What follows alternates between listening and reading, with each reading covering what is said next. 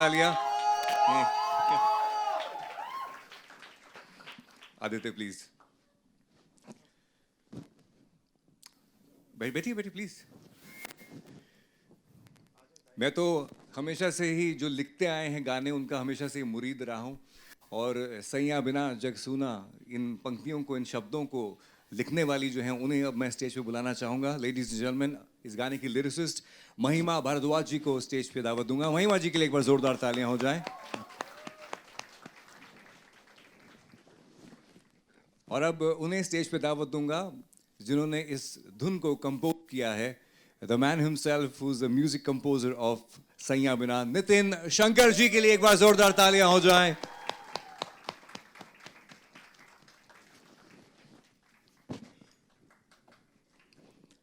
And ladies and gentleman, जैसे कि मैंने आपको कहा था, ये सिर्फ एक गाना नहीं है, ये अपने आप में एक लेगेसी है, which is a rare legacy not just in India but the entire world, where you see 4 generations getting together in one song. सोच के देखिए कि गाने की जब शुरुआत होती है तो दीनानाथ मंगेशकर जी जो कि 1900 में पैदा हुए थे, आज हम 2024 में, it's a legacy of 124 years. मैं शुरुआत करूंगा with the youngest and ladies and gentleman, जिन्होंने अपने थिरकते हुए कदमों से हम सबको चिल्लाने पे, हूटिंग करने पे एकदम मजबूर कर दिया। Zanai Bhosle on the stage please. Zanai के लिए एक बार जोरदार तालियां हो जाएं।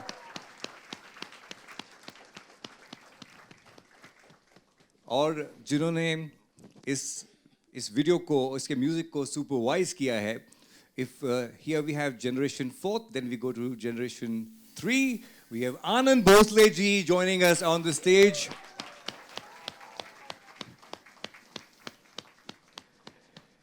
And of course ladies and gentleman, जिनके लिए मैं कहता हूं और कहता आया हूं और कहता रहूंगा कि हम उस देश के वासी हैं जिस देश में आशा भोसले जी रहती हैं। वो सिर्फ एक आवाज़ नहीं है, वो एक इमोशन है जो हमारे दिलों में रहती हैं। और आज की ज़ोरदार तालियों के बीच में हमारी आशा भोसले जी, द लेजेंड हरसेल्फ, उनका स्वागत कीजिए।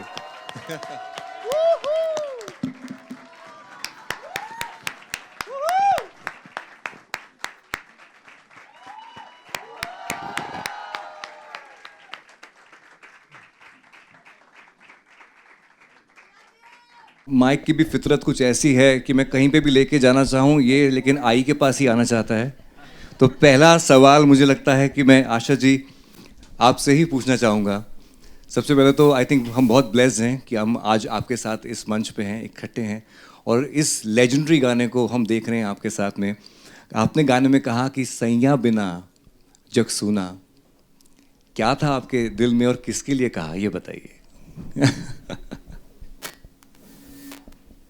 ये बताना बड़ा मुश्किल है। सैयां तो ऊपर वाला भी होता है। क्या बात है, वाह।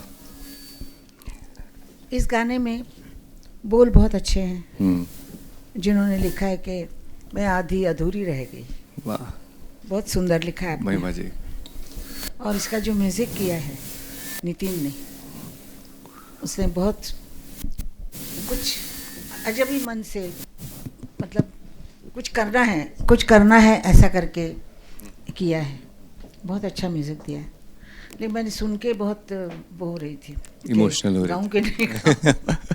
लेकिन एक फिल्म का गाना था ये, फिल्म की एक रश्मि विक्रम, तो ये गाना हमने उनसे उठा लिया और मेरे बेटे को बहुत पसंद आया, मेरी पोती को पसंद आया। और सबसे बड़ी बात ये है कि आदित्य देव, इसने इसका जो किया है, ये सब पिक्चराइज किया, सब किया, बहुत अच्छा किया है। और मुझे ऐसा लगता है कि आजकल कहते हैं कि लोग पुराने लोगों को भूल गए हैं और नया जनरेशन के गाने होने चाहिए, और वो तो मेरी समझ में नहीं आती है बातें सब, लेकिन आती भी हैं क्योंकि मैं भी ज़माने के साथ हमेशा बदलती आई हूँ। हमेशा इतने साल हो गए, मैं 80 साल इस फिल्म लाइन में हूँ। 10 साल की थी,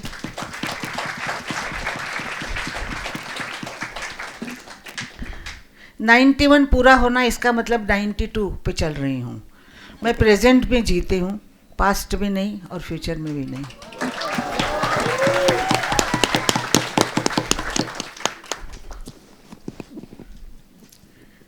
ऐसे ऐसे जैसे आपने अब महल देखा, ये महल मेरा जीवन है। ये महल रिकॉर्डिंग थिएटर है। इसमें हज़ारों म्यूज़िक डायरेक्टर, हज़ारों म्यूजिशियंस, प्रोड्यूसर, डायरेक्टर, आर्टिस्ट जब जो काम करने वाले होते थे वो भी आते थे गाना सुनने के लिए। इतने साल मैंने इस स्टूडियो में निकाले। घर से ज़्यादा मैं स्टूडियो में रहती थी। आज गई तो दूसरे दिन सुबह आती थी। उसमें वो म्यूज़िक डायरेक्टर जो मेरे हमेशा से बहुत पसंद थे, अपने फ़ोटो पे मैंने हाथ रखा है, वो जयदेव जी थे। Jaidev ji, Madan Mohan ji, S D Burman, R D Burman और बहुत सारे म्यूज़िक डायरेक्टर हैं, ओ.पी. नैयर हैं, बहुत म्यूज़िक डायरेक्टर हैं। वो सब के साथ मैंने काम किया। और अभी जैसा वो महल खाली है, उसमें जान कैसे आएगी? जान संगीत में है। ईश्वर के नाम के बाद जो संगीत आता है, संगीत से लाइट जलते हैं, संगीत से जीवन में उजाला आता है, संगीत से जीवन अच्छा चलता है। और इसी को मैं ये दिखाना चाहती थी। ये मेरे बेटे ने आपको वैसे ही दिखाया है, क्योंकि वो इसको बहुत दिल से पसंद करता है गाने को, और उसको कैसे आना चाहिए, क्या आना चाहिए। और मेरे जीवन में, जीवन ऐसा ही होता है, दुख आते हैं, सुख आते हैं, लेकिन ये जो सुख आया है, ये मेरी लेगेसी है। और मुझे बहुत अच्छा लग रहा है कि मैं अपनी पोती के साथ इस गाने में हूँ, वो मेरे साथ दे रही है। और तो देखिए, वो अभी 21 साल की है और मैं 92 की हूँ। तो देखिए, उसने मेरा जो साथ दिया है, उसको तो मैं साथ नहीं दे पाऊँगी एंड तक, लेकिन वो मेरी लेगेसी चलाएगी ज़रूर। वाह, क्या बात है। आई वी कैन सी यू। जो बैकबोन है, यस, वो मेरा ये लड़का है। एक बार मैं 60 की हो गई थी, तो ज़रा झुक के चल रही थी कि अभी मैं 60 की हो गई हूँ, ज़रा झुक के। तो उसने बहुत दिन तक मुझे देखा। और सज्जू भैया, आपको तो जानते हैं, यहाँ मदन मोहन जी के बेटे संजू मेरे कोहली बैठे हुए हैं। मैंने इनको 4 साल का देखा हुआ है। तो इसने मुझे कहा, माँ आई, बोलता है, आई तुम जैसे खड़ी रहती थी, और इतने साल तक मैंने देखा कि तुम ऐसे खड़ी हो, अभी तुम अगर झुक गई और तुम ऐसे करके चलने लग गई तो मैं घर छोड़ के चला जाऊंगा। तो मैंने बोला बस, टाइट हो रहा है। अभी तक टाइट ही रखा है उसने मुझे। मेरी बहुत देखभाल करता है, और मेरी बहू, मेरे सब घर मुझे बहुत प्यार करता है, और इसीलिए यहाँ तक मैं पहुँची हूँ, नहीं तो बड़ा मुश्किल होता है पहुँचना। क्या बात है, थैंक यू सो मच। और आपका ये जो यंग है, यू आई से 91, शी से नो आई एम 19, बिकॉज हम सबका भी तो प्यार जुड़ा हुआ है इसमें, राइट और रॉन्ग, है ना? Thank you so much. Nitin ji, मैं आपसे एक सवाल करना चाहूँगा। इस गाने की एक बहुत खूबसूरत जर्नी रही है। जैसे कहते हैं कि दाने दाने पे लिखा है खाने वाले का नाम, तो गाना जब लिखा जाता है, कंपोज किया जाता है, ये कहाँ जाएगा, उसकी भी एक बड़ी खूबसूरत कहानी होती है। तो आप हमें बताइए ना, ये सैया बिना। हेलो, ये गाने की जो शुरुआत है वो ऑफ कोर्स आशा माँ है, आशा जी है, लेकिन इनकी वजह से इनका गाना चाहिए था रश्मि मित्रा जी को उनके फिल्म में, इसलिए वो मेरे पास आई और एक गाना बनाई आशा जी के लिए, और सुब्रतो उनको मेरे पास लेके आया। थैंक यू वेरी मच रश्मि जी कि आपने मुझ पर भरोसा रखा और ये गाना मुझे दिया था। तो जिनकी वजह से गाने की शुरुआत हुई थी। फिर मैंने सोचा कि आ, आ, इनकी उम्र जो है 91 ईयर्स यंग, उनके लिए एज जो है सिर्फ नंबर्स है। वो सबको चैलेंज करते हैं कि आप डांस करते हैं, मैं भी डांस करती हूँ, आ जाओ, मेरे डांस पे ज़्यादा ताली बजेगी कि आपके डांस पे। तो हर एक को मतलब गाना कोई अगर मतलब ये करे, वो मतलब जो भी आएगा ना सामने उसके ऊपर ही चढ़ के बोलेंगे। मतलब कभी भी इन्होंने अपने आप को ऐसा नहीं रखा कि अरे मैं, तो मैंने उनका उनकी उम्र का लिहाज बिल्कुल नहीं किया कि इस उम्र में क्या होगा कैसे होगा। मैंने उनकी जो गायकी का है उसका लिहाज रखते हुए ये गाना बनाया। इनके अंदर जो गायकी है वो उनके मतलब वो एक ट्रेजर है, एक ख़ानदानी दौलत उनको मिली हुई है उनके पिताजी से, जो बहुत बड़ी दौलत है उनके साथ में और उनकी फैमिली में। तो वो जो गायकी है क्लासिकल, सेमी क्लासिकल और नाट्य संगीत की गायकी है, जिसमें मतलब आशा जी ने आज तक कैबरे सॉन्ग्स, रोमांटिक सॉन्ग्स, गज़लें, कव्वालियाँ, मराठी सॉन्ग्स बहुत गाए हैं, लेकिन उनका एक्चुअल पसंद, क्योंकि लास्ट मैं 25 ईयर से बिल्कुल उनकी तरह उनके पास उनके शोज़ में साया की तरह पीछे रहता हूँ हमेशा हर शो में। तो इनका पूरा मतलब पूरा स्टडी कर चुका हूँ मैं, उनको क्या पसंद है क्या है क्या नहीं। तो उनकी गायकी जो है ना, उनको जो पसंदीदा गायकी है वो यही है। उनको उनको गाने में तान, मुर्कियाँ, हरकतें, मतलब सीधा नहीं गा सकते। पंचमदा ने जितने भी गाने बने, ये कुछ ना कुछ तो ऊपर ऐसा अपना ऐसा स्टैम्प लगा देती थी कि पंचमदा भी ऐसा हा क्या ऐसा मतलब लेकिन कुछ हो जाता। तुमको पता नहीं, सबसे ज्यादा हरकतें और तान मदन भैया लेते थे। उनका एक ही मदन गाया हुआ माही रे गाना।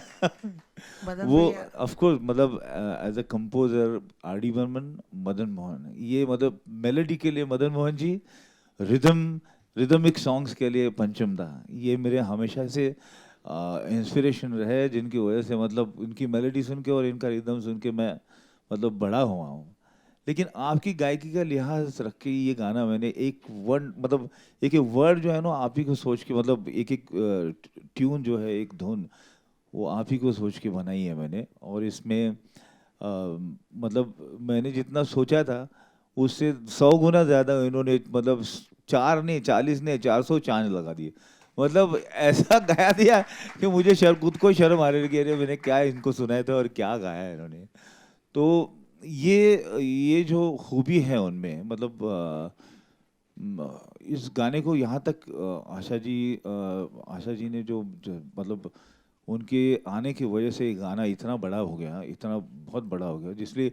लेकिन मैं सबको थैंक यू बोलना चाहता हूँ जिन लोगों ने ये गाने में मेरा साथ दिया हुआ है। महिमा जी जिन्होंने ये गाना बहुत अच्छा से लिखा है, आदित्य देव जिन्होंने ये गाना प्रोड्यूस किया है म्यूजिकली, और मतलब इन्होंने भी उनकी जादू डाल दी है उसमें अंदर। ऑफ कोर्स रविचारी जी, पंडित रविचारी जी जो है वो क्लासिकल के म्यूजिशियन है, बट वो फिल्म के गाने नहीं बजाते, लेकिन मेरे कहने पे उन्होंने बोला ये आपको बजाना ही पड़ेगा, तो वो उन्होंने बजाया। और माय असिस्टेंट अनिकेत ठाकुर, वो भी बिगिनिंग से मेरे साथ में था। इस गाने में आशा जी की गायकी के अलावा मैंने नॉर्थ और साउथ का जो फ्यूजन है टुवर्ड्स एंड, मतलब एंड में जो नॉर्थ और साउथ का मैंने फ्यूजन किया हुआ है, जिसमें सितार जो है वो उसके सुर जो है वो पूरे नॉर्थ की तरफ से बोल रहे, लेकिन उसको जो स्कैनिंग है, उसकी तिहाइयाँ जो है वो पूरा साउथ का अंग है। बट सितार इंडियन और उसके साथ में तबला नहीं, मृदंगम नहीं, बट ड्रम्स बजाए, इसलिए वो एक यूनिक, अच्छा, एक अलग सा ये लग रहा है। कोशिश मैंने की है और मॉडर्न सॉन्ग बनाने एक मॉडर्न फ्यूजन बनाने की, और मतलब लगता गाना है सेमी क्लासिकल या बंदिश जैसा, लेकिन पूरा मॉडर्न उसको रखने की कोशिश की है और उसको आज की जनरेशन को वो अच्छा लगे, मेरी कोशिश यही रही थी। थैंक यू, बहुत बहुत शुक्रिया Nitin ji. Thank you so much that you composed this so beautifully. But- और आपने स्टोरी भी नहीं, उसकी बताई. जी जी. बट मेरा ये सौभाग्य है कि आज से बहुत साल पहले मैंने ये कोशिश की थी कि आशा जी की एक फिल्म बनी थी जिसमें आशा जी ने एक्टिंग की थी, जिसका प्रोड्यूसर मैं था. उस वक्त भी मैंने कोशिश की थी कि जानई जब छोटी थी तो वो एक सॉन्ग में वो दोनों को लाने की कोशिश की थी, जो हुआ नहीं. बट ये गाना मैंने रात को आनंद जी को जो भेजा और आनंद जी ने जब सुना, और आनंद जी को उस दिन से लेके आज तक उस गाने में ऐसे डूबे हुए, उन्होंने ये पूरा सोच लिया कि 4 जनरेशन को कैसे लाएंगे.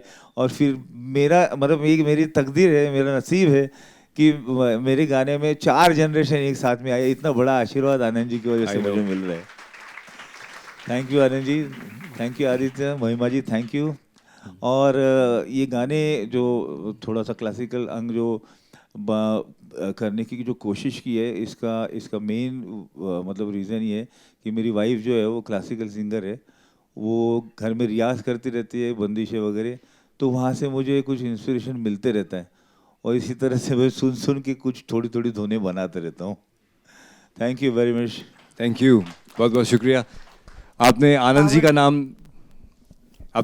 नाम लिया है, तो इनफैक्ट मैं अगला सवाल आनंद जी आपसे ही करना चाहूँगा, because you supervise the music, the video, and I have been so lucky that इस गाने को जब पिक्चराइज भी नहीं हुआ था उससे पहले हम घर पे बैठे थे, सुना, and then your thought process about this song, and now we see it out in the open.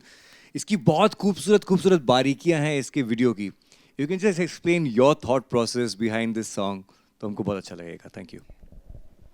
So let me tell you, just now someone called me and he wanted to speak to Asha ji. Where's your mother? I said she's gone to college. I'm happy to see a lot of students here. I was in college about 300 years ago, so I feel good. So coming to the video, the song, of course, much has been heard and said, so we don't go into that. But video का जो thought है, वो one day she was वो बैठी थी, very मायूस kind of thing. So I said, what's wrong? Why are you quiet and sitting? Usually she's bubbly and all. So was in that melancholy mood. तो उन्होंने कहा कि देखो मेरा जीवन, recording studio was my home. That's where I spent most of my life. So वहाँ पर सब लोग, जैसे she said, बहुत सारे लोग थे, वहाँ रिकॉर्डिंग होता था. But now they're all gone. I'm the last one left. So it's gone dark. Studio dark हो गया. So that I thought the video should portray her emotion. तो वो darkness जो है वो it is like the studio. अच्छा, studio में कब लाइट लगता है? जब म्यूजिक आता है. तो दैट्स वाई वो जब तान लेती है, so you see the lights going, हर तान में लाइट जलते हैं. तो that is the reason. And then ये स्टूडियो को वापस जिंदा कैसे करना, वो कलर कब आएगा? It comes with next generation, youth brings colour. तो शी सेड, तो मैंने बोला ये, because she is classically trained dancer. Pandit Birju Maharaj ji के पास ये सीखे हुए हैं since age 5. That's Y what ever you see is classical dance. And I am happy that like you say 4 generations. तो my grandfather, if you see, he was an actor, singer, composer, musician and classical dancer. My mother, of course, mainly concentrated on singing. Yeah, she's acted in a film of Nitin ji only and composed some songs, record bhi kiya hai. And 4th generation has got all the traits of the grandfather. So she is composing, singing, writing lyrics, musician, she plays the guitar and classical dancer. And I am a very objective person. See, they're twins. Her brother is studying in America. So now he's 6'4", looks, big strong guy, उसको सब देख के बोलते अरे तुम तो कपूर खानदान के लगते हो, तुम एक एक्टर बन जाओ. आई said no, though he looks like a star. I said बेटा मत जाओ, because you are not fond of this. Fondness भी होना चाहिए. अभी इसमें वो हार्ट में वो आर्ट है, पहले से खुद सीखा. From childhood, she wanted to learn dance, to classical dance. When we did this, she came to me and said, Baba, now I know why you made me learn Kathak.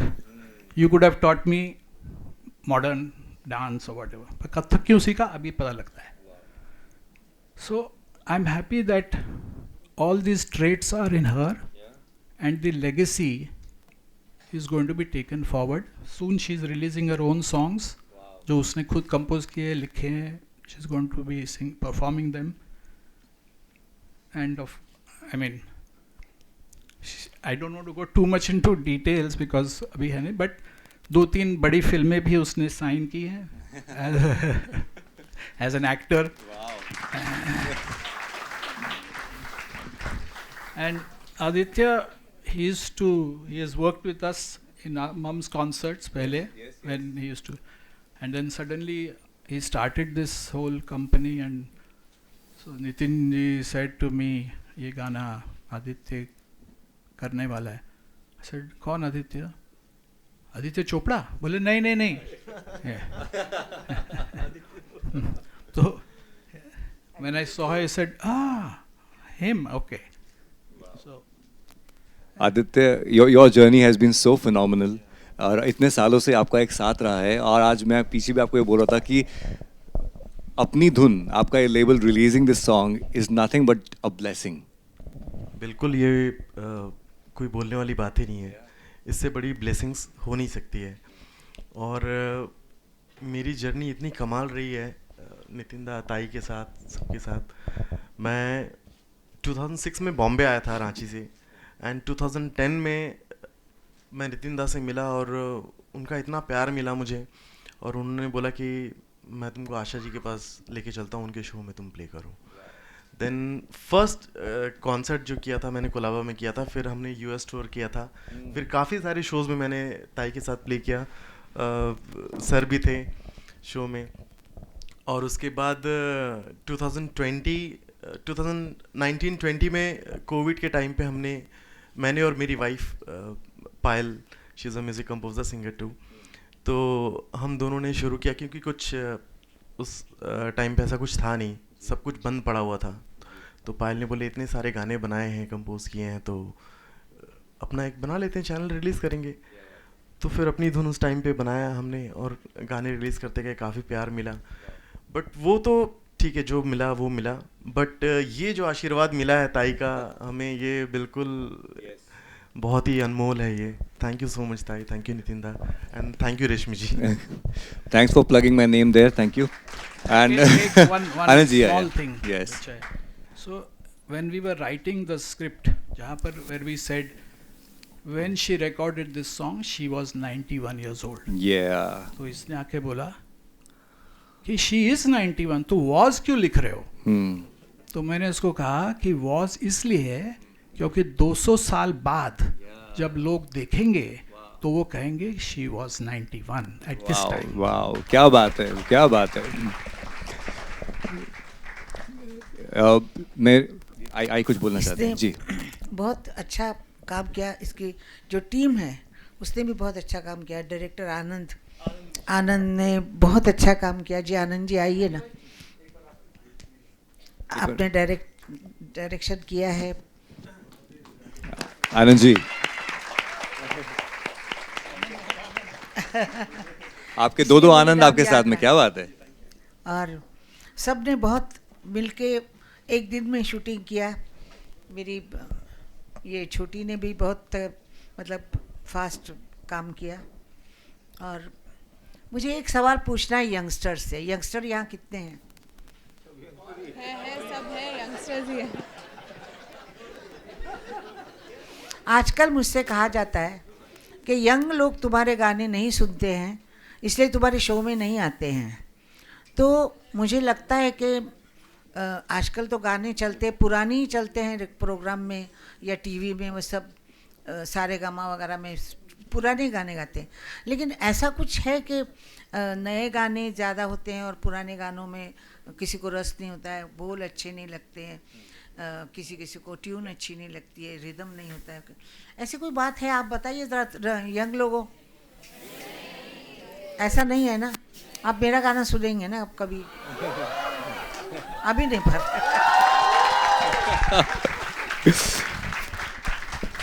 Before you go to Zanai. I was going to Zanai. Yeah, so before you go, Hmm. ये जब when she was dancing, you cannot tell, but इसके पैर में कांच घुस गई थी और उसने किसी को कहा नहीं, वैसे निकाला उसने, तो डायरेक्टर साहब ने बोला हाँ ठीक है पट्टी मार दो और चलो, तो she also never told anybody, she said हाँ ठीक है, पट्टी मार दिया और डांस कर दिया. So afterwards, I was sitting behind with, we had a very famous, all this, the person who made them so beautiful was Mr. Mickey Contractor, who came literally on my saying कि भैया तुम, because he's always been doing that. He said मेरा इतना काम चल रहा है, मैं SLB के उसमें लगा हुआ हूँ, एक दिन फ्री है, बोले आ जाओ एक दिन के लिए, बोले तुम मुझे मारना चाहते हो, बोले मरो लेकिन आओ. So he came and I must thank him for that. तो ये मैं उसके साथ बैठा बात कर रहा था, तो ये बाद में उसने बोला कि बाबा ऐसे हुआ, पट्टी लगी हुई. मैंने तुमने पहले क्यों नहीं बोला? बोले नहीं, रुक जाता, शूटिंग रुक जाता. So I kept working because we had to finish it in one day. So first thing that came to mind is, तुम हेमा मालिनी बन गए, शोले की हेमा मालिनी, वो कांच लगता है, हाँ जब तक है जा, तुम सुनते हेमा मालिनी हो, जब तक तू नाचेगी तब तक. Wow. You can't see that she's in pain when she's Yeah, doing yeah, it, of which course. is- Amazing. Wow.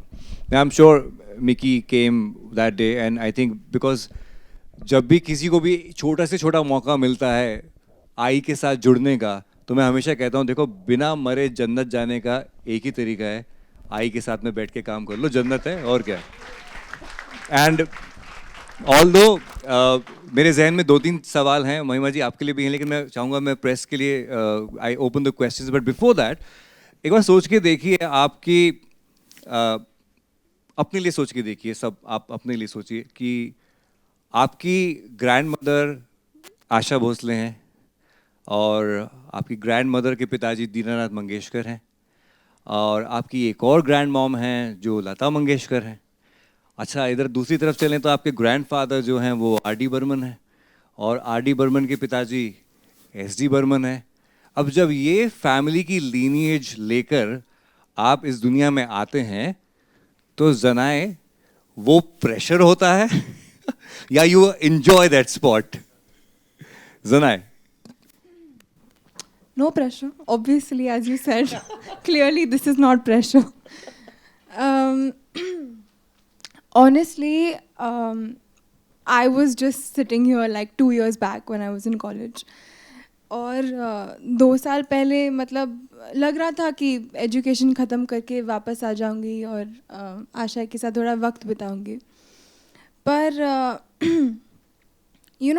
3 साल, 1 साल जो कोविड में मिला, तो उनकी कहानियों में बहुत सारा वक्त गुजरा मेरा. मैं सुनती गई कि पूछती गई कि आपकी लाइफ कैसे थी, क्या होता था आपकी लाइफ में. और पता है, if you grow up in a family where everyone has had insane struggles when as they've grown up and they've reached a certain place in life, you sort of take that respect and you take it to another level. So I think Covid में पहली बार पता चला कि इन लोग की life जो थी वो इतनी मुश्किल थी और जहाँ तक पहुँचे आज, it's unbelievable, it's just crazy. तो as a granddaughter, beyond that, as our generation who wants to achieve, right? We all want to strive for number one.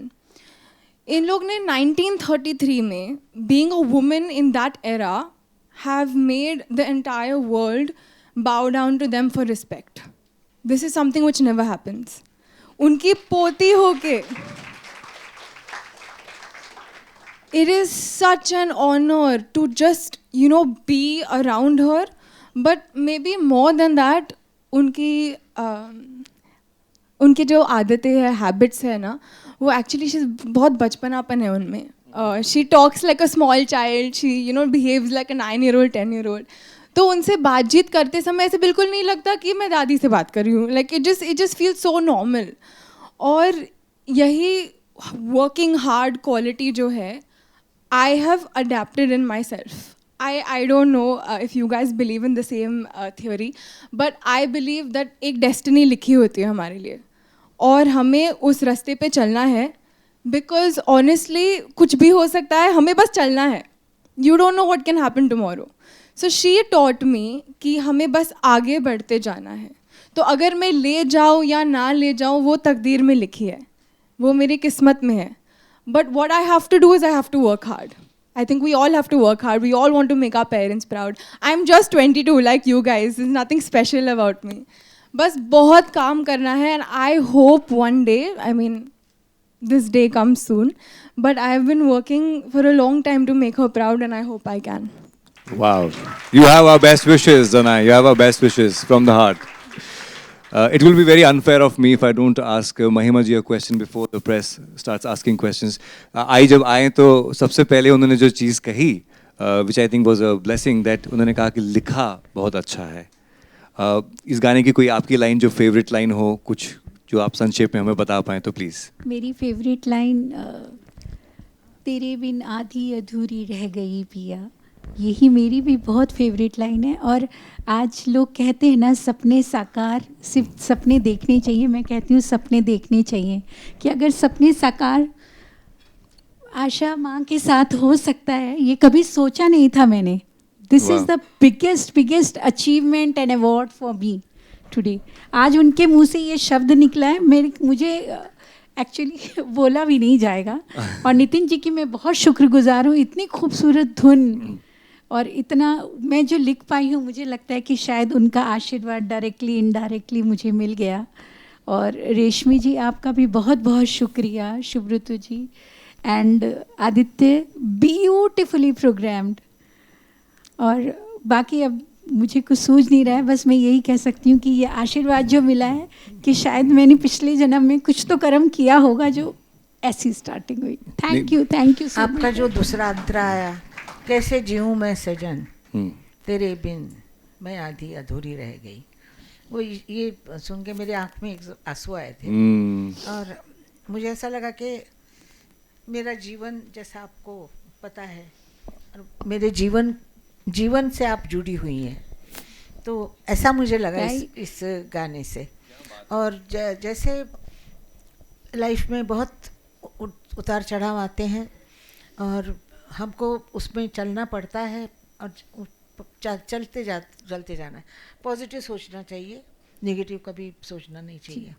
तो मैं हमेशा R.D. बर्मन जैसे म्यूज़िक डायरेक्टर 50 साल बिहाइंड, वो मतलब आगे का सोचते थे. वो दम मारो दम को 52 साल हो गए, अभी भी वो नया ही लगता है. जी. हाँ. तो ऐसे म्यूज़िक डायरेक्टर बहुत कम होते हैं जिनके गाने से मतलब कोई भी गाए गाना वो चल जाता था. जैसा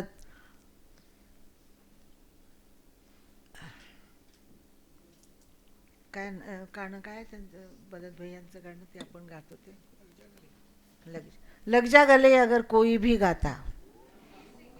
मदन भैया का इतना सुंदर गाना है, वो कोई भी गाता तभी वो चल जाता, क्योंकि गाने की ट्यून इतनी सुंदर है. तो ये लोग ऐसे होते हैं कि बहुत साल चलने वाला गाना देते हैं, वो बड़े म्यूज़िक डायरेक्टर होते हैं. ऐसे ही गाना 2-4 दिन चले, वो ऐसा नहीं 2-4 महीने का गाना नहीं, वो सालों साल का गाना होता है. जैसे R.D. बर्मन, क्या बात है.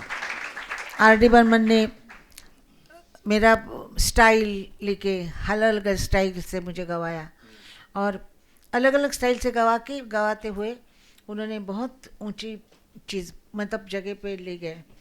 और तभी मुझे बहुत आपके गाने से उनकी बहुत याद आई, कि सबकी याद आई जो म्यूज़िक डायरेक्टर मेरे जीवन में बहुत अच्छा काम करके गए हैं. झुमका गिरारे कोई भूल नहीं सकता है लाइफ में. तो हम मेरा जीवन इसी से है. इन्हीं लोगों से है और इन लोगों के उपकार है मेरे ऊपर के जो उन्होंने गाने गवाए। और क्या कहूँ उनके लिए, भगवान क्या? उनको बहुत बहुत सुख में रखे बस। Thank you so much, I thank you. महिमा जी, I'm telling you, I'm think you're truly blessed, क्योंकि जब हम कुछ लिख रहे होते हैं हमें खुद नहीं पता होता कि हमारा लिखा हुआ कहाँ तक पहुँचेगा। ये तो पक्का दिख रहा है कि आपका लिखा हुआ आशा जी के बिल्कुल दिल के अंदर उतर गया, which is so such a blessing. We'll open for questions from our wonderful people from media. और अगर आप अपना हाथ, जी सर प्लीज़, मैं लेके आता हूँ।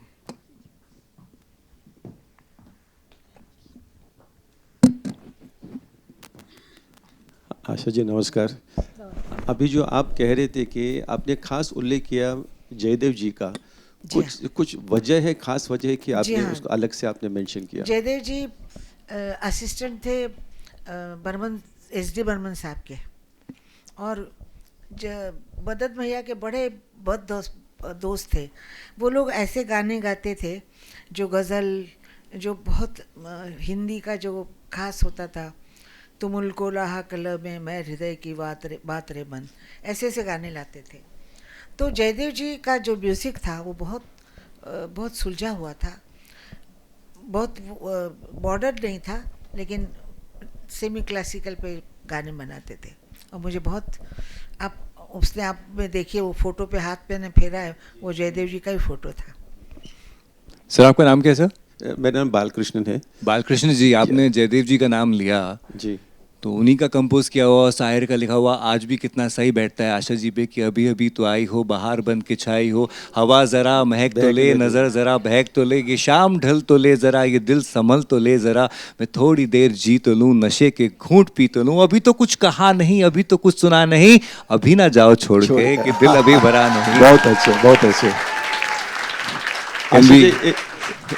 एक और एक सवाल है, अगर लता दीदी ने कितने सारे गाने गाए हैं, आपको कभी लगा कि वो जो गाना उसने गाया उसमें से वो गाना आपको गाना चाहिए था? नहीं, कभी भी नहीं लगा। कभी आपको फील नहीं? ठीक, मैं बहुत सीधी औरत हूँ, मेरी तकदीर में जो होगा वो मुझे मिलेगा। जी, क्या बात है, बिल्कुल। Thank you sir. जितना भी लिखा है अपने तकदीर में भगवान देता है, कोई छीन नहीं सकता, कोई ज़्यादा नहीं दे सकता। 11,000, मैं वही बोलने वाला था, 11,000 रिकॉर्डेड गाने इस दुनिया के सबसे ज़्यादा। 11,000 गाने, 60 साल की हुई थी तब या उसके बाद जो गाए हैं वो अभी मो बाबा। उसके बाद मेरी किताब आने के बाद रंगीला फिल्म बनी, और क्या ताल पिक्चर बनी, और बहुत सी सारी पिक्चरें बनी, उसमें भी गाने मैंने गाए हैं, अभी भी गा रही हूँ। आज सुना आपने तो ज़्यादा ही हो गए होंगे ना गाने। Next question, yes ma'am please. जी आप कहाँ, आप आ जाइए। आशा मैम नमस्ते। मेरा सवाल आपसे ये है कि कभी आप बात करी थी लग जा गले, दम मारो दम, ये ऐसे गाने हैं जो अभी भी अमर हैं। आज की अगर मैं गायकी की बात करूँ तो आपको क्या ऐसे बदलाव लगते हैं कि उस ज़माने वो गाने अमर हो गए और आज के गाने 2 महीने 1 महीने में ख़त्म हो जाते हैं?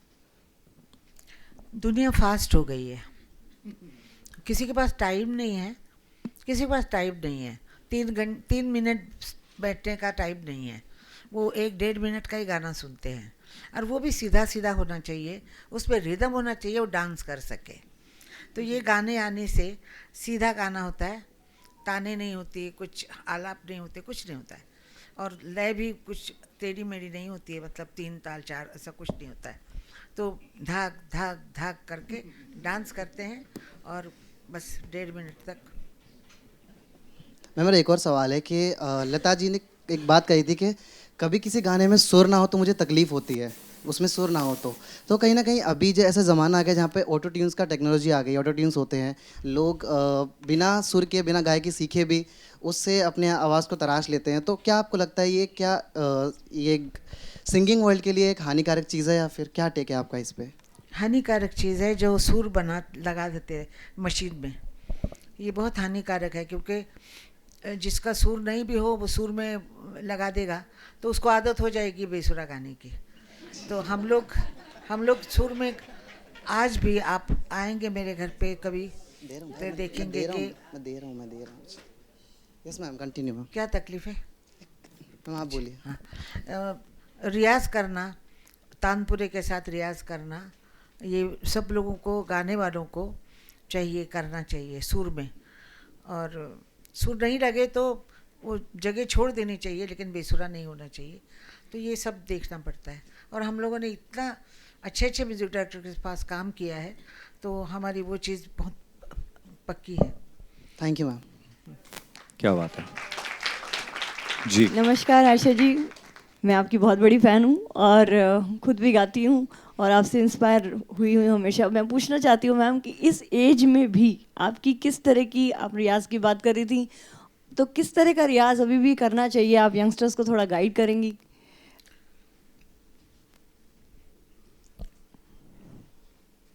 जो आवाज़ को ठीक रखना चाहते हैं उनको, जो सुर है आपका, सफ़ेद पहली है, काली पहली है, कोई भी सुर जो है, उसका सा जो है कम से कम 5 मिनट तक सा ही पकड़ के रख, मतलब 5 मिनट तक सा के ही प्रैक्टिस करना है। और वो सुर में होना चाहिए और वो हिलना नहीं चाहिए, वो ऐसा नहीं होना चाहिए, सीधा स्ट्रेट लगना चाहिए, सा ऐसा लगना चाहिए। तो ये प्रैक्टिस करना चाहिए। और प्रैक्टिस करने के बाद एक कोई भी राग लेके उसमें आपकी आवाज़ को, आपको ताने जो भी आप पूर्ण किए वो करना चाहिए। कोई भी एक बंदिश लेके आप गा सकते हैं, तो उस बंदिश पे आप घूमते रहिए, गाते रहिए। 1-1.5 घंटा बस हो जाता है। आजकल के ज़माने में 1-1.5 घंटे का निकालना बहुत मुश्किल होता है, लेकिन 2-3 घंटे तो रियाज़ करना ही चाहिए, सुबह नहीं तो शाम को सोने से पहले कभी भी। क्या बात अगर है। जो गाने वाले हैं उनको तो करना ही चाहिए। बहुत शुक्रिया। आनंद जी, जब हम वीडियो देख रहे थे तो वीडियो में एक मोमेंट है, बहुत खूबसूरत मोमेंट है, which is one of my favourite, जहाँ पे आशा जी एक तरह से मिल रही हैं रफ़ी साहब से, किशोर दा से, मदन मोहन जी से, बप्पी दा से। तो एक तो ये कि how did you choose, because obviously time कम था तो आपको 5 या 6 लेजेंड्स को चूज़ करना था, ए, और वो मोमेंट जिसमें वो हर किसी को अलग तरह से ग्रीट कर रही हैं। Can you take us to that moment please? So एक तो टाइम शॉर्ट है, तो इफ़ यू टेक सारे म्यूजिक डायरेक्टर या सिंगर लोगे तो उतना रहेगा नहीं, because you will probably see each one for 1 second. तो आपने, I asked mum, I said give me the people you respect the most. So she said Rafi sahab, because मेरे मैक्सिमम गाने उनके साथ हैं, not Kishore Kumar, really? With Rafi Sahab. वाह, क्या बात है, I didn't know that. So maximum recorded songs of Asha ji and Rafi Sahab, okay, 900,000 के आसपास, ओके। सो इसलिए Rafi sahab had to take pride of place. Okay, तो can we go to the greeting also simultaneously? हाँ। तो उनको जो ग्रीट किया उन्होंने, तो जैसे वो थे हम्म। वैसे ग्रीट किया, तो रवि साहब हमेशा आके आदाब, नमस्ते, तो वैसे ही किया।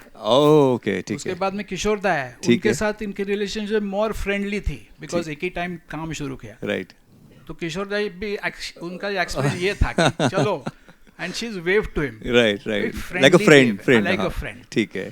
Then you have gone to I think Madan Mohan ji? Yeah. तो Madan ji, she respects highly, तो उनको झुक के नमस्ते किया। जी। Bappi Lahiri, she laughed. Now, why Bappi Lahiri? Yeah. Maximum songs she has recorded with Bappi Lahiri. As a composer? Yes, as a composer. Oh. Not, huh? not. Oh, more than R.D. Burman? More than R.D. Burman is Bappi Lahiri. Again a fact. So, Wow, yeah. we didn't know this. Okay. Yeah. So, कमाल है। she's laughed with him. Yeah. तो एक Sachin Dev Burman, if you even see the photograph, he was a very serious man. मैंने भी कभी उनको, मैं छोटा था पर कभी हंसते हुए नहीं देखा, एकदम सीरियस रहते थे। तो फोटोग्राफ में वैसे ही है, सीरियस है। एंड उन्होंने नमस्ते किया उनको, because not only is music director but is father in law also. ससुर जी भी बिल्कुल। है Lata ji, of course older sister, high respect, झुक के प्रणाम किया।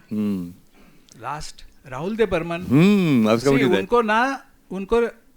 उनको सलाम नहीं किया और नमस्ते नहीं किया, उनको हार्ट पे हाथ रख के यूं किया और आंख में पानी। That is the real shot, because that has emotion has come through.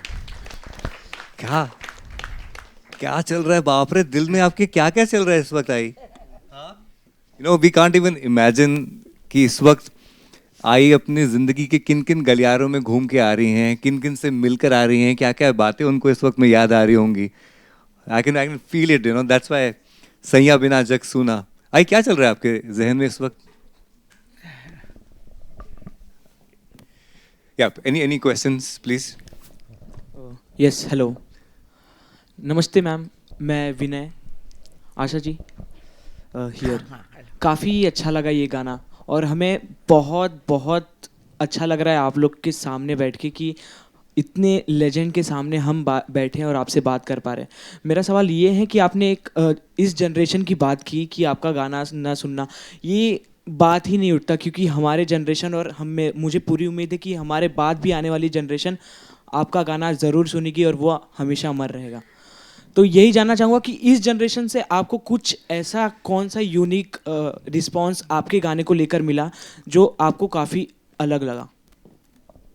समझ नहीं आई मुझे. तो आज की जो जनरेशन है, द यंग जनरेशन जो पीछे समझो जो बैठे हुए हैं, इनकी तरफ से कोई ऐसा कॉम्प्लीमेंट या कोई ऐसा रिस्पांस आपको मिला जो आपको लगा कि अच्छा ये बड़ा स्पेशल है? नहीं, मेरे प्रोग्राम में तो बहुत यंगस्टर आते हैं जी. लेकिन मेरा बेटा कहता है कि तुम्हारे प्रोग्राम में यंगस्टर आते नहीं हैं. तो मैं अभी हमेशा प्रोग्राम में पूछूंगी कि यहाँ यंगस्टर कितने हैं. मेरे को ऐसा कुछ हुआ नहीं क्योंकि यंग बच्चे मेरे गाने गाते हैं. टीवी पे मैं देखती हूँ, प्रोग्राम आते हैं टीवी पे, क्या बोलते हैं उसको, सारेगामा, क्या इंडियन आइडल, या इंडियन आइडल वगैरह में सब हमारे गाने गाते हैं. तो मुझे ऐसा लगता है कि हमारे गाने लोगों को बच्चों को पसंद आते हैं. यहाँ पे बहुत से स्टूडेंट्स भी हैं. यस जना, या I will answer your question. I understood what you're trying to say. Since I'm also part of this generation, and I'm not saying this biasly because she's my grandmom or anything, पर मैंने देखा है जब specially ये गाना आया था आसमा इन I think 2019, Taapsee Pannu की फिल्म थी सांड की आँख, उसमें से एक गाना आया था. Okay, it's called Aasma. आप सब लोग सुन लो, it's a very nice song. I actually remember कि मैं एक 6-7 लोगों ने, मेरे फ्रेंड्स ने मुझे ये गाना दिखाया था. मुझे पता ही नहीं था कि ये गाना आया था. एंड उनके लिरिक्स ऐसे हैं कि आसमां ऊंचा है मेरा, तू ही जी लेना, मेरे सारे सपने तेरे, तू ही जी लेना, और रात बड़ी गहरी है. और इतना सुंदर सा था कि इन्होंने इतना अच्छा गाया था that everyone around me started crying and I was like ये क्या हो रहा है यहाँ पे, क्या मतलब हो क्या रहा है. and they said तुम्हारी दादी ने ये गाना गाया है. and I said really. और फिर मैंने देखा and that became my number 1 hit. like for me it's my top song. so I think people around her really listen to her songs. she doesn't know it but आपका आवाज़ अभी भी सही है, आप सही हो, सब सही है. you are cool. you got this. And yeah, I think everyone listens to her songs. Because we have a lot of people from the college here, I think let's have some questions from anybody from the college.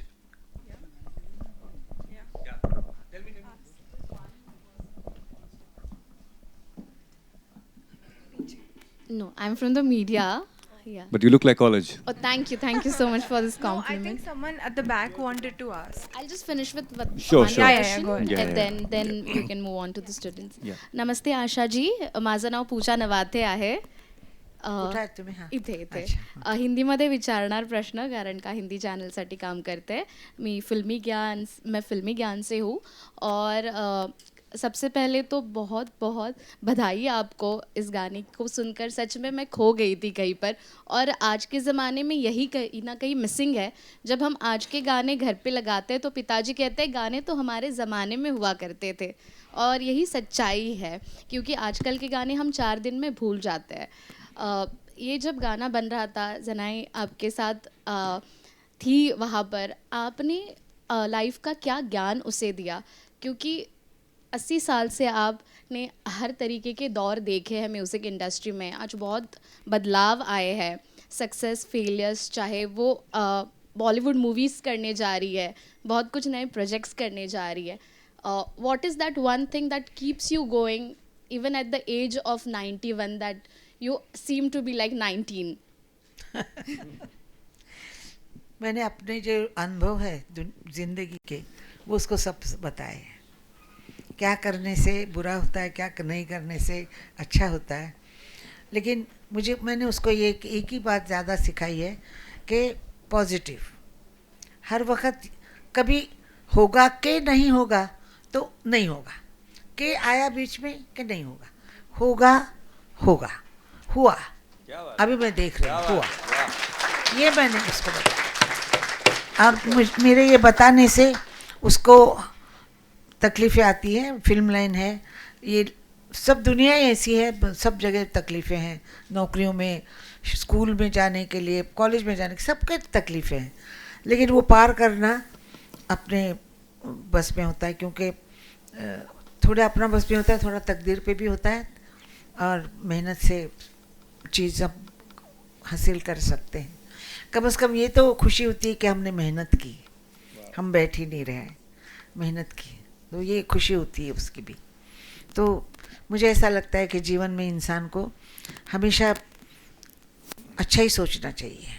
वाह। अगर हम सोचते कि हम, वो कहावत है ना कि आधा पानी ग्लास में आधा है, कम है, आधा भरा हुआ है, कुछ तो होता है ना। जी जी तो जी। वैसे ही मतलब मुझे लगता है कि जीवन को ऐसा देखना चाहिए कि हमारे पास सब कुछ है और हमको और कमाना है और उसको बढ़ाना है। क्या बात है। आशा जी, एक और सवाल। वैसे मास्टर जी आज यहाँ पे हमारे साथ में ही हैं। गाने के अंदर आनंद जी वो कितना खूबसूरत मोमेंट है जब दिखाया जाता है कि कैसे वो सितार के तारों को खींच के जिसको मैं आई। उनको बताने वाली थी जी कि जी जी। वो आपने बहुत अच्छा बजाया है। उस गाने को आपने और ऊंचा ले गए। आप गाना जो था उससे आपसे ऊंचा हो गया। और ऐसा लगता है ना जैसे दिल के तार, वो अपने सितार से आपके दिल के तारों को छेड़ रहे थे। बिल्कुल ऐसे ही महसूस हो रहा ये था। बहुत सालों बाद आया है कि गाने में इतना लंबा सितार है, इतना लंबा, या बिल्कुल एक ही सितार है और कुछ नहीं है। तो बहुत सुंदर लग रहा है। अमेजिंग नितिन जी, बोल भी अच्छे अमेजिंग हैं, टू गाना थिंक भी अबाउट दैट। अच्छा है, अमेजिंग। ट्यून अच्छी है, बजाया अच्छा है, गाया भी अच्छा है। We are a question sir. एक बार आप कॉलेज किया तो मैं क्वालिफाई। कॉलेज नहीं, टीचर या स्टूडेंट? टीचर। हाँ तो सर एक बार एक स्टूडेंट को देते हैं फिर। ओके, ठीक है। हाँ पीछे, हाँ आपके पीछे ही हैं। मैं आऊँगा सर आपके पास, निराश नहीं करूँगा। नमस्ते मैम, मेरा नाम हिमाक्ष है। I'll come to you. मेरे प्रश्न के ऐसा है कि दो पहलू हैं। एक आपके लिए मैं पूछना चाहता हूँ कि आपने इतने सारे सॉन्ग्स रिकॉर्ड किए हैं, 11,000 से भी ज़्यादा, तो मज़ा तो सब सॉन्ग सुनने में आता है, मगर आपके लिए वो कौन सा सॉन्ग सबसे ज़्यादा चैलेंजिंग था एज अ सिंगर उसे प्रेजेंट करने के लिए? बहुत था।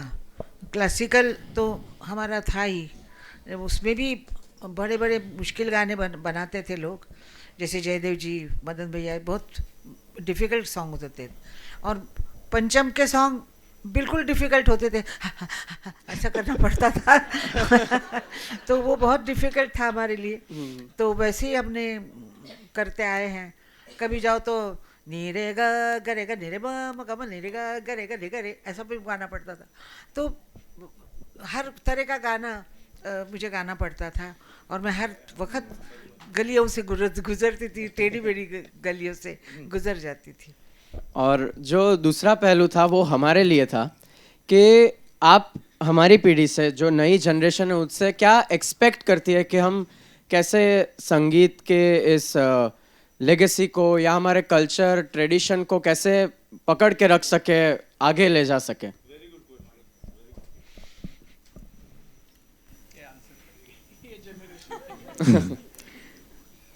गाने वालों को मैं यही कहूँगी, बजाने वालों को यही कहूँगी कि थोड़ा क्लासिकल सीखना चाहिए।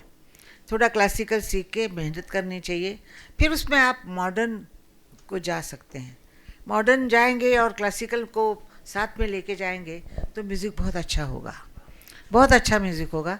क्योंकि सिर्फ बगैर सीखे कुछ पैर नहीं होते हैं, फिर हवा में होता है।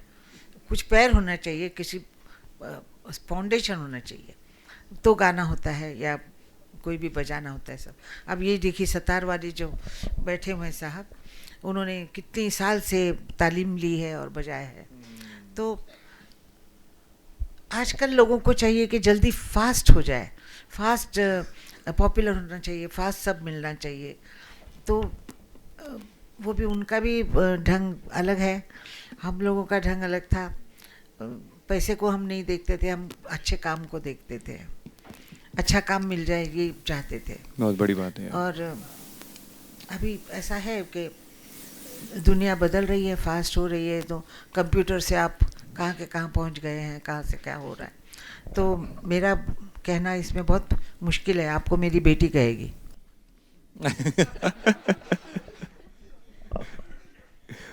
Thank you. टीचर्स जी को आगे दे दो, मार्क्स कट देंगे।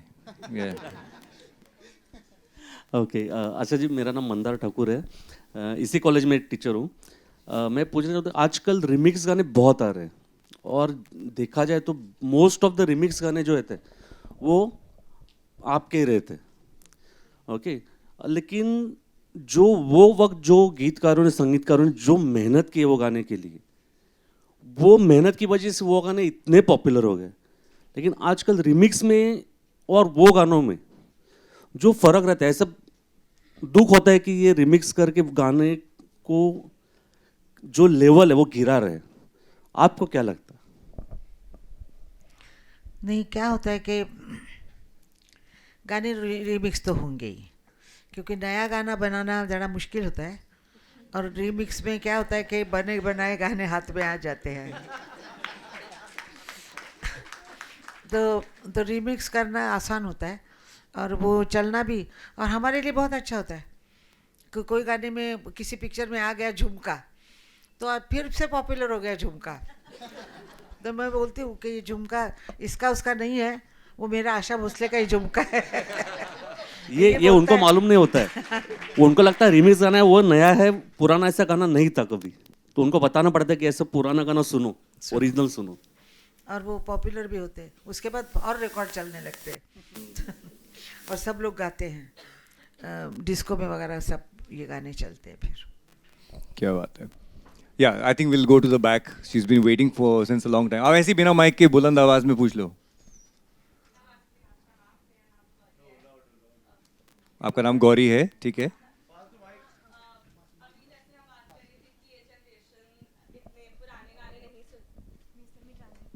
माइक दो।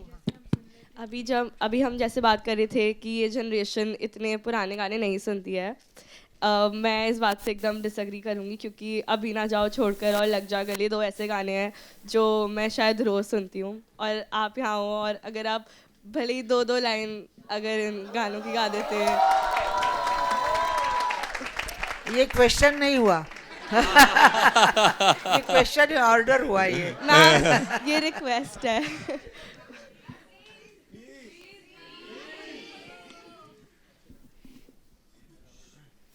सर्दी से नाक बंद हो रहा है मेरा, सच्ची।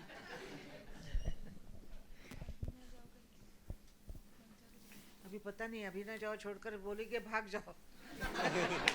अभी ना जाओ छोड़कर। प्रोग्राम में आके सुनो ना गाने। मैम प्लीज, मैम 2 लाइन बस भले ही।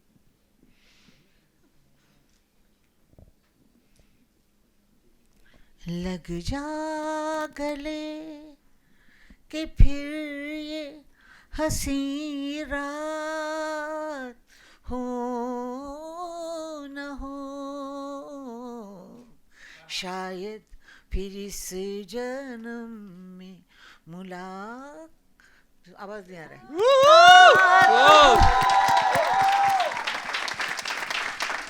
मुलाकात हो न हो,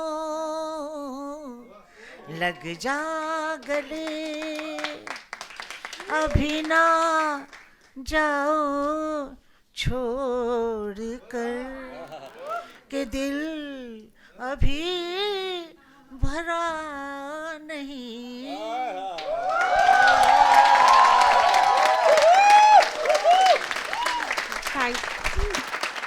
थैंक यू सो मच। ऐसा गाना सुन के आप बोलेंगे अभी जाओ छोड़कर हमको।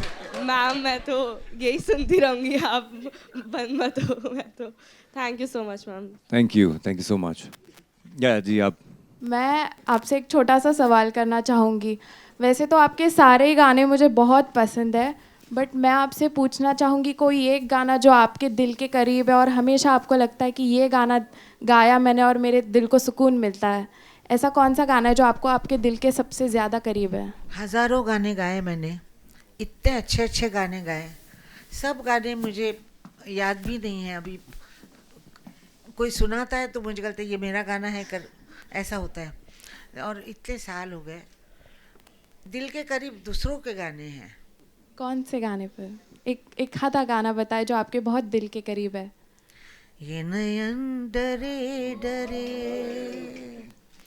ये जाम भरे भरे, जरा पीने दो, कल की किसको खबर। Thank you so much.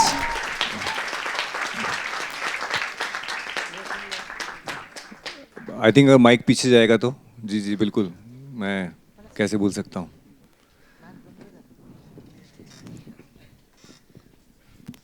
आशा आजी, मला तुम्ही खूप आवडतात. आता तुम्ही बोलतात की यंगस्टर्स गाणी ऐकत नाहीत, पण आम्ही ऐकतो. केव्हा तरी पहाटे हे गाणं दर रात्री आम्ही ऐकतो. आणि मला विचारायचं होतं की तुमचा या जनरेशनच्या गाण्यांबद्दल काय ओपिनियन आहे? कारण पहिल्याची गाणी they were like more meaningful, what I think. मला असं वाटतं की गेल्या वेळचे शब्द फार छान असायचे, बोल बहुत अच्छे होते थे, ट्यून भी अच्छी होती थी, गाने वाले के बहुत मेहनत से गाते थे, तो वो गाने अलग है।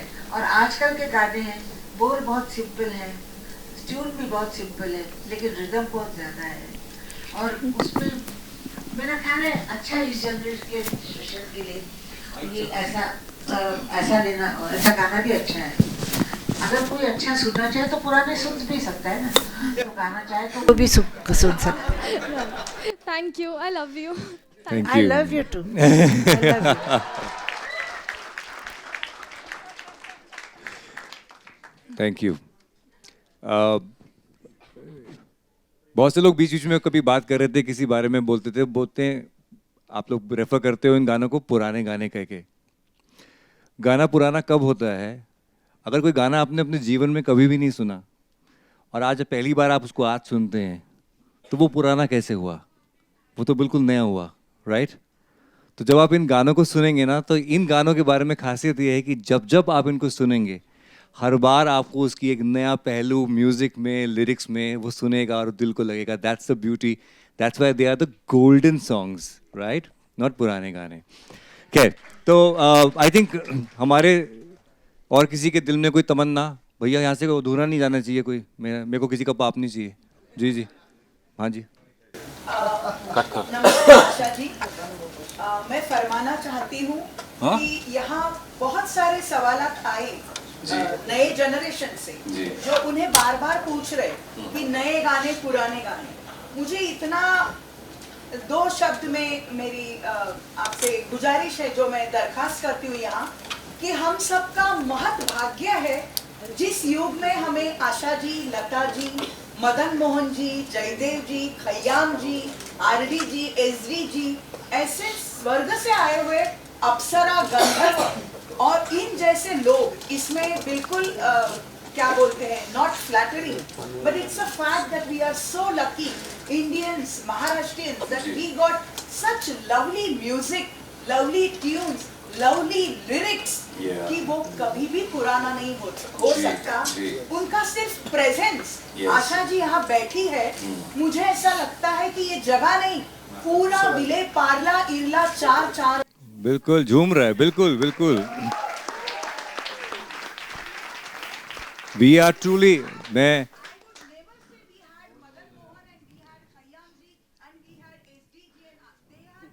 या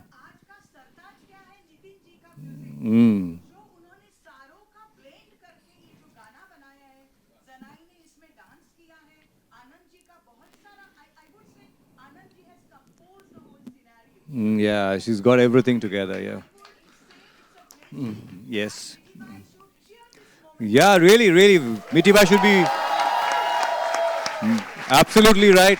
Mitiba should be really proud of this, क्योंकि यहाँ पे बैठे जितने भी स्टूडेंट्स हैं इस कॉलेज के, जो टीचर्स हैं, वो आने वाले कई सालों तक ये बताएंगे कि हम उस दिन मीठी बाई में मौजूद थे जब आशा जी वहाँ पर थी और वो गा रही थी कि अभी ना जाओ छोड़ के. You saw it with your eyes. जितने भी लेजेंड्स के आपने नाम लिए उन सबको नगमस्तक है. और ये भी एक रियलिटी है कि उस पूरे दौर में अगर आज the last empress, the last Mughal, if I can say, that is Asha Bhosle ji, who's present here with us. Antique piece. नहीं, आप एंटिक नहीं, आप रोमांटिक हैं. वो तो हूँ मैं. Okay, that's the fun, you know. That's the fun to just be with her, and I've been blessed. 14 सालों से मैं आई के साथ में हूँ. Thanks Nitin ji to get me that day on that auspicious day. But सवाल आई थिंक हमारे हो चुके हैं. मैं, हमारी प्रिंसिपल साहिबा हमारे साथ में हैं, तो मैं दरखास्त करूंगा कि I think you will come on the stage please. Yeah we can have the students please.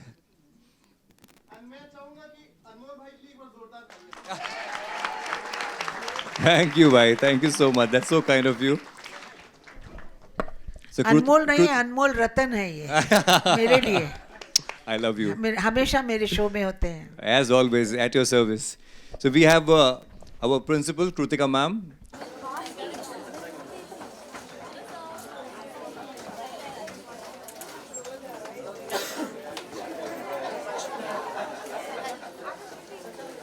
Sadis, we'll feel that with your presence, we have Madan ji on the stage.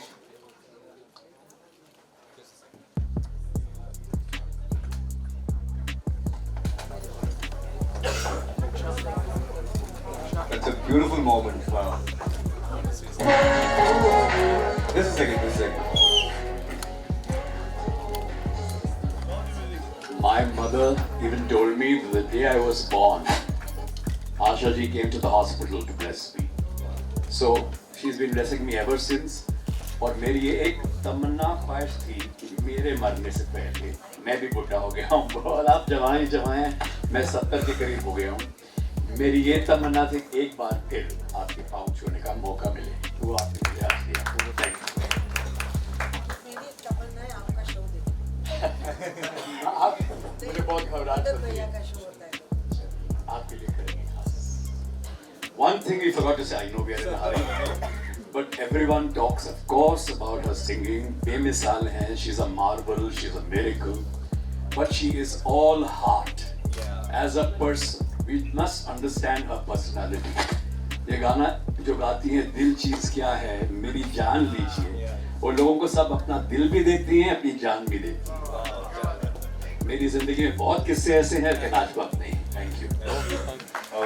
Also, अभी जब आशा जी आप गा रहे थे ये नयन डरे डरे, तो मेरी नजर बार बार सुदेश जी पे जा रही थी कि you know when you both sing this song on the stage. Sudesh ji, इस वक्त आपके जहन में क्या चल रहा है? You started your concert career with Asha ji, if I'm not wrong, right? Asha ji नमस्कार. क्या बात कर रहे हो? मैं यही बताना चाहता हूँ कि 1986 से आशा जी ने मेरे सर पे हाथ रखा है. लगभग हर कॉन्सर्ट में मुझे वो ले जाती हैं. कुछ साल नहीं, बहुत साल पहले, शायद उनको भी याद नहीं होगा, बैक स्टेज हम लोग बैठे थे कि यंग लड़की आई और उस वक्त एक रिमिक्स बनाने वाला एक बंदा था, बाली सगू. और आज एक यंग लड़की कॉलेज की आके मुझे बोल रही है, और आशा जी बैठी हैं साथ में मेरे, can you tell Asha ji to sing Bally Sagoo's Chura Liya. ये हुआ. आशा जी ने मुझे बोला इसका काना खाली आवाज कर दिया. तो ये फैक्ट है, लोगों को उस वक्त लग रहा था बाली सगू का गाना. एनीवे, तो उसकी वजह से वापस. और एक बात है, आशा जी के ही गाने रिमिक्स होते ज़्यादा, और आशा जी ने जैसे कहा कि उन रिमिक्स वालों को भी शुक्रिया अदा करना चाहिए, क्योंकि उनको वो गाने मालूम पड़ते हैं. लेकिन रिमिक्स वालों को एक रिक्वेस्ट है कि ओरिजिनल का भी नाम दे दें. Thank you.